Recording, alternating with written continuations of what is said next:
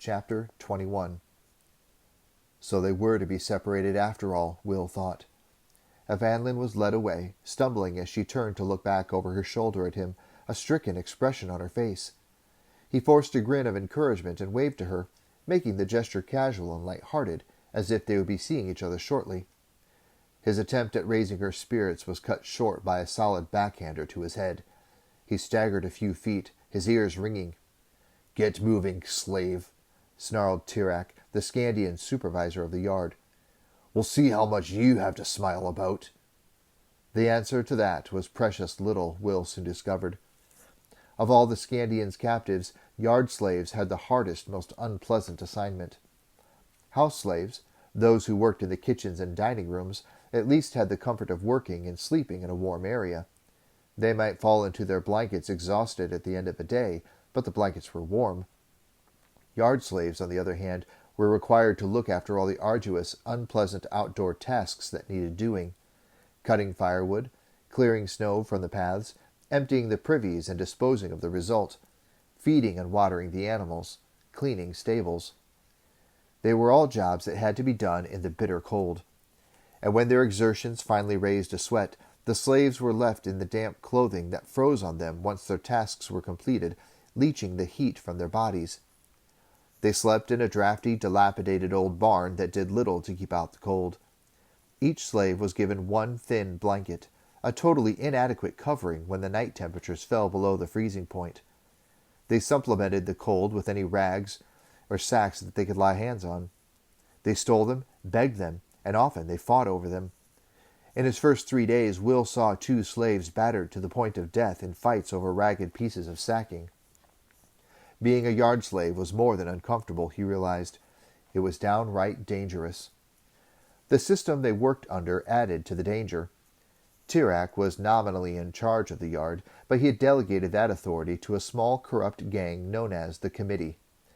These were 6 long-term slaves who hunted as a pack and held the power of life or death over their companions.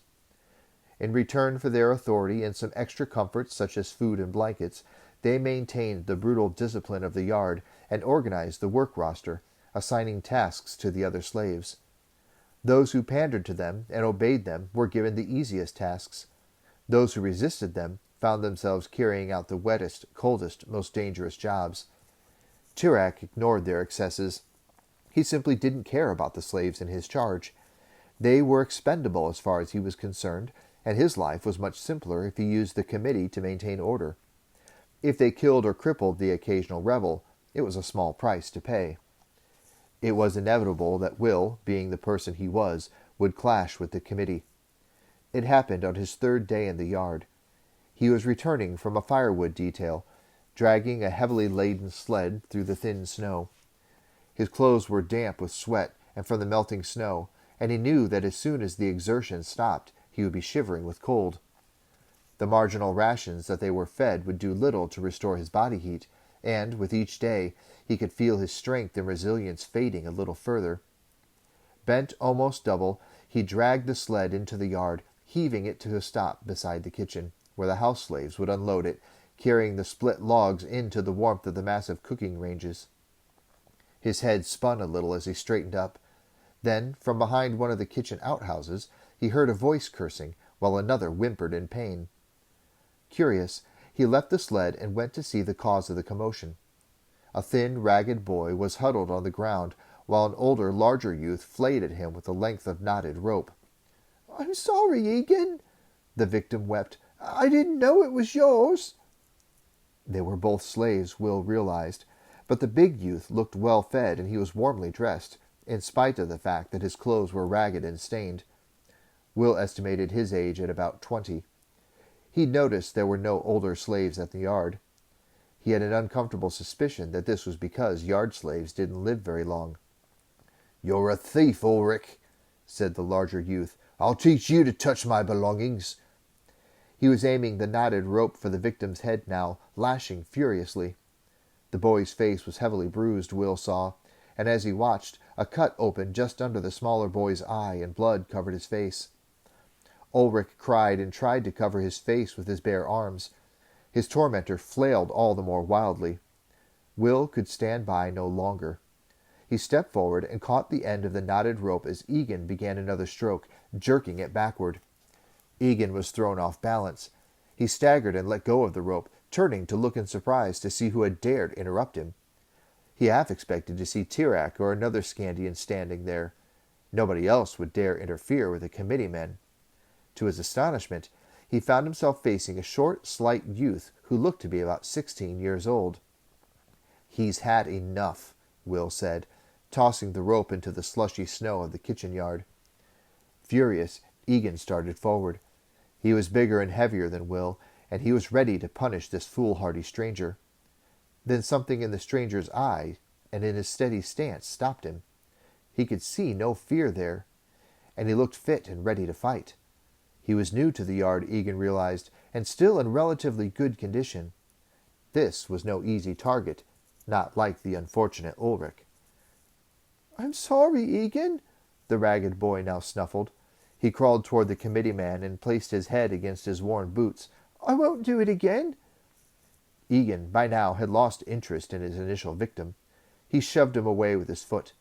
Ulrich looked up, saw that Egan's attention was diverted, and made his escape. Egan barely noticed him go. He was glaring at Will, assessing him. This one would be no easy victim. But there were other ways to deal with troublemakers. "What's your name?" he asked, his eyes slitted and his voice low with fury.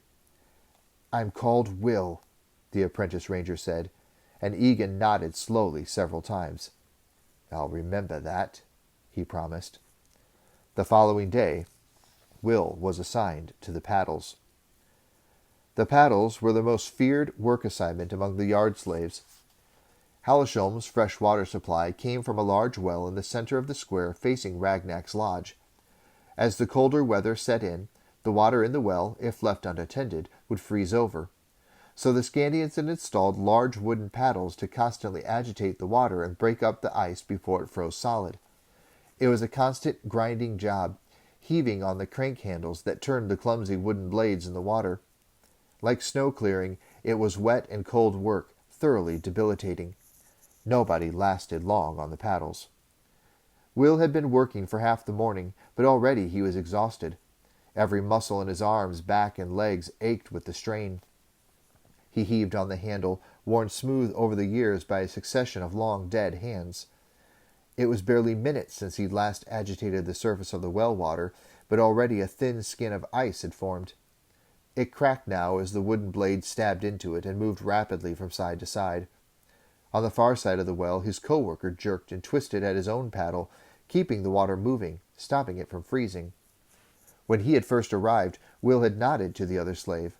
The greeting was ignored. Since then, they had worked in silence, apart from their constant groans of exertion. A heavy leather strap wielded by the overseer snapped across his shoulders. He heard the noise, felt the impact, but there was no stinging sensation from the blow. That was numbed by the cold. "Dig them in deeper," the overseer snarled. "The water will freeze underneath if you simply skim the surface like that."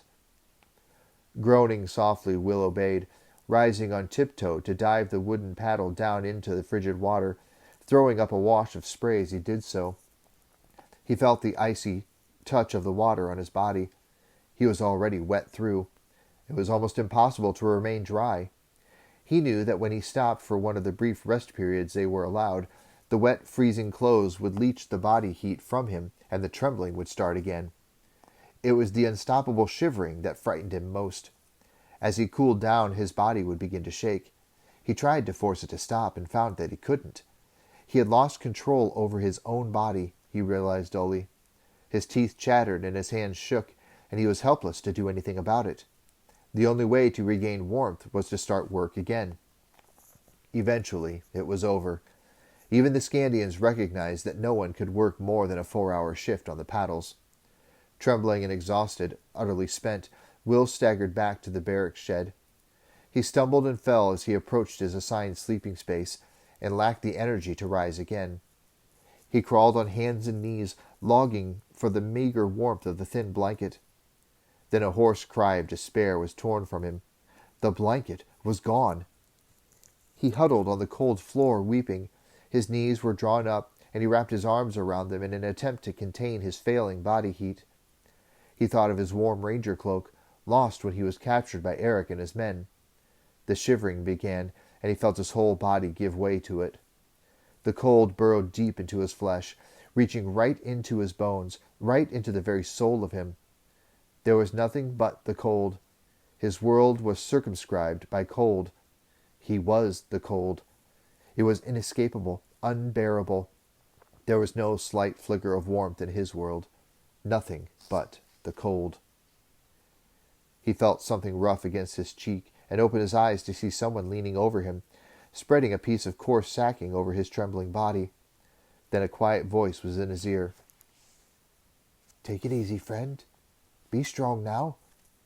The speaker was a tall slave, bearded and unkempt. But it was the eyes that Will noticed. They were full of sympathy and understanding. Pathetically, Will drew the scratchy cloth closer around his chin. "I heard what you tried to do for Ulrich," said his savior. "We've got to stick together if we're going to make it in here. I'm Handel, by the way." Will tried to answer, but his teeth were chattering uncontrollably, and his voice shook as he tried to form words. It was useless. "Here, try this," said Handel, glancing around to make sure they were not being observed. "Open your mouth." Will forced his chattering teeth apart, and Handel slipped something into his mouth. It felt like a bundle of dried herbs, Will thought dully. "Put it under your tongue," Handel whispered. "Let it dissolve. You'll be fine." And then, after a few moments, as his saliva moistened the substance under his tongue, Will felt the most glorious, liberating sense of warmth radiating through his body. Beautiful warmth that forced the cold out, that spread to the very tips of his fingers and toes in a series of pulsing waves. He had never felt anything so wonderful in his life. The trembling eased as successive waves of warmth swept gently over him. His tight muscles relaxed into a delightful sense of rest and well-being. He looked up to see Handel smiling and nodding at him. Those wonderful warm eyes smiled reassuringly, and he knew everything was going to be all right. "What is it?" he said, speaking awkwardly around the sodden little wad in his mouth. "It's wormweed," Handel told him gently. "It keeps us alive."